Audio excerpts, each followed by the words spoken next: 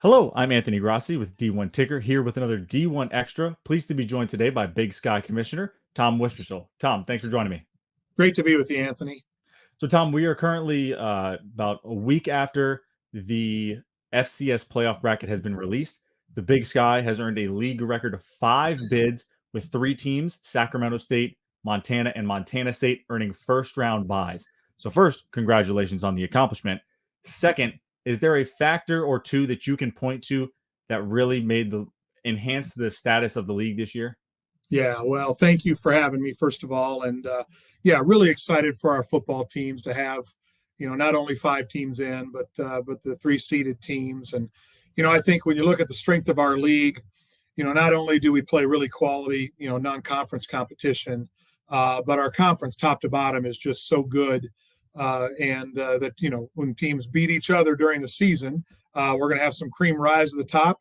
Unfortunately, then they knock off each other, so you don't end up with one of the top, couple of seeds. But nonetheless, a great year. And what we have in this league is not only a history of success amongst all these programs, but we have great coaching, great teachers of the game, great developers of student athletes. And so I think that's why you see so much success across the board. And football is just really important to this part of the country. It's really important to our schools, and it's kind of interwoven in the fabric of what we do. So I think that's why you see the results that you get for our football season.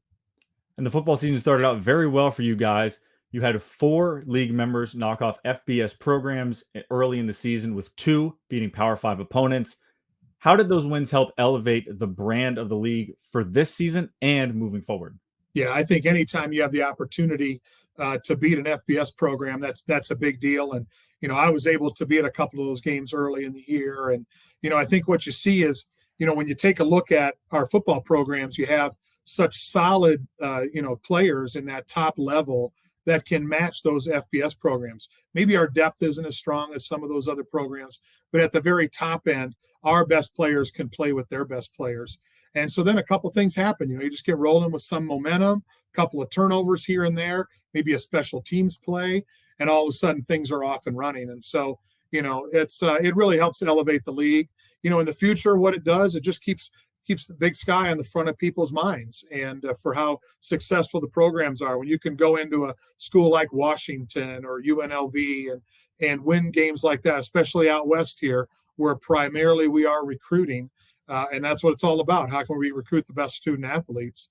That just helps us tremendously in the future. Now, all of this was accomplished in a quick turnaround season. Obviously, the FCS played the spring season, and you guys turned around for a very quick fall.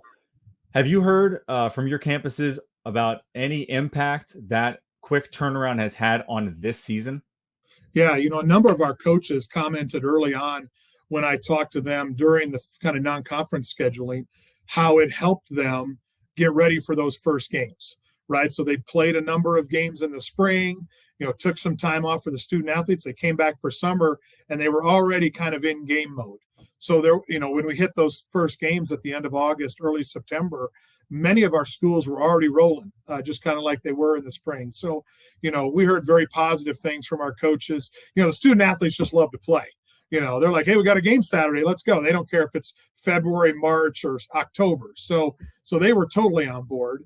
And from an injury perspective, I think our schools did a really good job managing it. So it worked out really well. So to us, pretty much all positives. I'm sure there were some hiccups along the way, but our coaches talked continually about how it helped our teams get ready quicker than in a normal year. And as we step back, and I'll get you out of here in this last question that's a little more big picture. In July, the league signed a media rights deal with ESPN, and that has since kind of changed the distribution of the league for sure. Obviously, this season, the big TV broadcast was the Montana Eastern Washington game in early October that we might see again, depending on how the first round shakes out, get bumped from ESPNU to ESPN2. How does that help enhance the brand of the Big Sky, both football specifically, as we're talking right now, but also for all sports? Yeah, it's been tremendous for us. I've talked repeatedly about your who you hang out with. And so, now we're hanging out with ESPN, and that's meaningful to all of our campuses and our coaches and our student athletes. And it's up to the ante for our schools as well. More and more of our schools have had to step up, and we provided some financial resources for that, but just technologically to step up to where we need to be. And our broadcasts have gotten that much better. And it's just been really exciting to be with them. They've done a great job helping us to promote our programs.